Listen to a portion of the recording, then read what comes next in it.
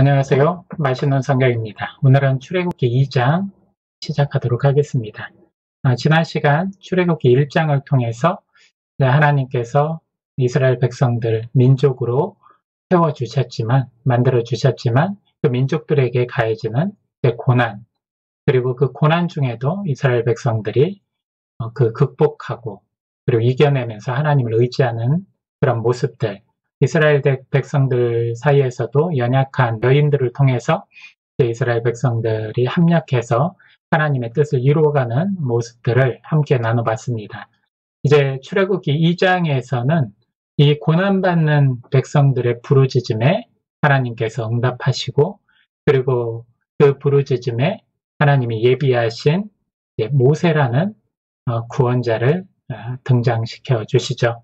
그리고 이 모세를 등장시킴으로 인해서 이제 새로운 구도가 펼쳐지고, 지금까지 아브라함의 하나님, 이삭의 하나님, 야곱의 하나님이라고 불리우던 이제 종족의 하나님에서 이제는 이스라엘 민족의 하나님으로서 이제 여호와의 모습, 하나님의 모습을 이제 나타나게 되죠. 하지만 이 상황에서 모세라는 존재를 바로 사용할 수는 없었던 것입니다. 그래서 이 출애굽기 2장에서는 모세의 시련과 훈련과 연단, 여러 가지 고난에 대해서 또한 언급이 될 거고, 그리고 그것과는 다르게 이스라엘 백성들의 그 많은 고통, 그리고 많은 핍박 가운데 하나님 앞에 부르짖는 그 소리에 하나님께서 이제 반응하는 모습들, 그것을 끝으로 2장이 마쳐지는데요. 그 부분을 가지고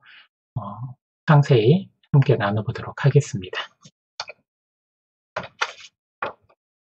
이스라엘 백성들, 고난받는 이스라엘 백성들에게 새로운 국면이 펼쳐집니다.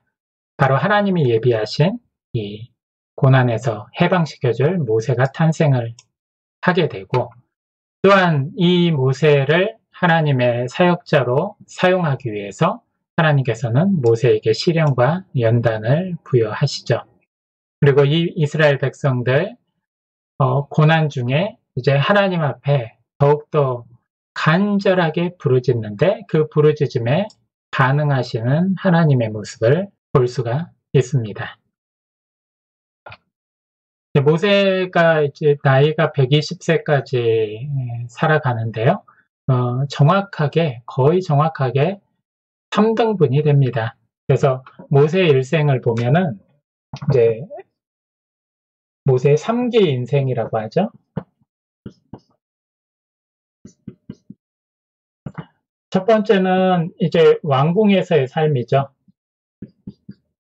이 왕궁에서의 삶에서는 그 정치, 경제, 문화, 세상의 여러 가지 지식들을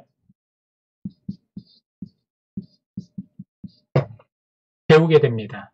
굉장히 중요한 것입니다. 그러니까 우리가 어떤 일을 행할 때 어떤 분야의 최고라고 할 수 있겠지만, 그 분야에서 최고일 수는 있지만 함께 융합하고 연합하기 위해서는 그 외에 다른 부분들까지 어느 정도의 지식을 가져야지 더욱더 이 분야를 확산시킬 수가 있는 것이죠.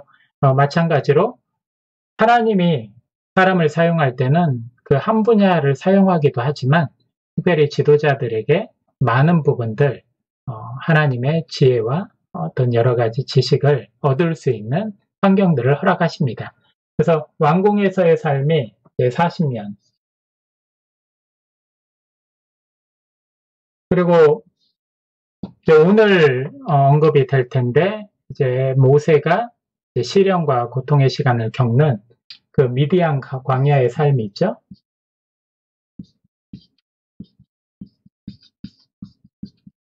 이것은 이제 훈련의 시간이에요. 훈련의 시간,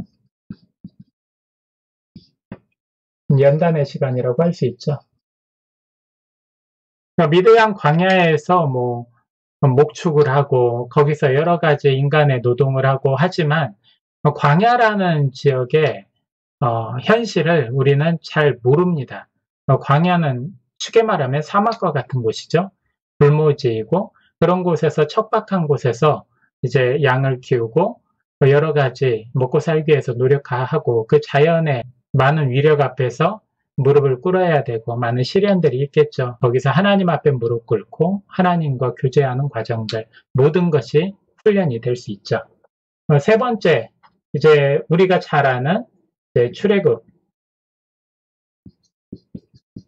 이것도 광야의 40년의 삶이죠. 이건 이제 사역, 본 사역에 들어가는 것이죠. 그 모세가 이제 출생을 하게 됩니다. 그 모세가 출생하던 그 시기에는 1장에서 나온 것처럼 남자아이를 살해하라는 바로의 명령이 이미 떨어진 상태였기 때문에 모세는 죽어야만 되는 상황이었죠. 하지만 3절에 나와 있듯이 갈대 상자를 가져다가 아이를 거기에 담아 나일강과 갈대 사이에 두었다고 기록하고 있습니다. 여기 갈대 상자는, 갈대는 파피루스고 이 상자는 히브리어로 테바라고 하는데, 테바는 방주를 이야기합니다. 방주를 뜻하는 것이죠. 방주는 육면체, 직육면체든 육면체의 어떤 상자 모양의 것을 방주라고 하고, 그 방주는 우리가 알고 있던 배주자를 써서 배의 모양 또한 그렇게 생긴 것을 테바라고 합니다. 이 테바라는 단어는 노아 이야기, 창세기에 나왔었죠. 노아의 방주 이야기와 지금 이곳 출애굽 2장의 갈대 상자에서만 나오는 단어죠. 이거는 이제 구원의 방주를 의미합니다. 이 갈대 상자도 모세에게는 구원의 방주가 되었죠. 그리고 갈대 상자에 놓인 모세는 하나님의 은혜로 애굽 공주에게 거두어진다 얘기했죠. 갈대 상자든 그리고 노아의 방주든 거기에는 키도 없고 어떤 돛을 달 수도 없었고 목적지나 어떠한 수단이 없었던 것이죠. 하나님의 주권대로, 하나님의 뜻대로 이게 가게 되는 것이죠. 하나님의 은혜가 없이는 이 방주 또한 구원을 받을 수가 없는 것이죠. 하지만 하나님은 은혜를 주사 그 모세의 갈대 상자가 있는 곳에 공주를 출현시켜서 공주의 아들이 되게 만듭니다. 하나님의 주권이고 하나님은 역사를 주관하심을 또한 증명하는 장면이 되는 것입니다. 노아의 방주와 갈대 상자는 오직 하나님의 도우심만이 유일한 구원의 길임을 보여주고 있습니다. 모세가 태어나고 이제 무사히 생존하게 됐죠. 이제 하나님이 예배하신 연단의 시간이 시작됩니다. 이건 이제 두 번째 인생의 2기, 즉 40세 정도에 일어난 사건이죠. 그때 모세는 굉장히 높은 지위에 있었죠. 하지만 모세가 히브리 사람이라는 정체성은 알고 있었어요. 히브리 사람들이 노동을 통해서 학대받고 있는 모습을 보고 그곳의 감독자를 살해하게 되죠. 그 살해함으로 인해서 이제 그것이 발각이 되고 모세는 도주를 하게 됩니다. 바로가 이 일을 듣고 모세를 죽이고자 하여, 그래서 이제 모세는 이것 때문에 이제 도주를 하죠. 모세가 한 행동에 대해서 보면은 폭력으로 해결한 것이죠. 그래서 모세는 살인자가 됩니다. 그리고 살인자가 된 모세는 다른 사람이 아닌 동족에 의해서 고발을 당합니다. 이 동족끼리 싸우는데 말리고 있는 모세에게 동족들은 너는 살인하고 말릴 자격이 있느냐, 너는 사람을 죽인 사람이다 하면서 그 화가 모세에게 향한 것이죠. 이걸 이제 배은망덕이라고 할 수 있죠. 자신들을 위해서 모세가 나서줘서 이제 살인자라는 신분이 되었는데 이 모세에게 자신의 화를 풀고 또한 배은망덕한 행동을 하는 것이죠. 결국 그 모세의 삶이 이제 도망자의 삶으로 바뀌어지는 게 바로 동족들의 고발에 의해서 바뀌어지게 됩니다. 모세가 미디안으로 도주합니다. 이때부터 40년간 모세의 연단과 훈련이 시작이 되죠.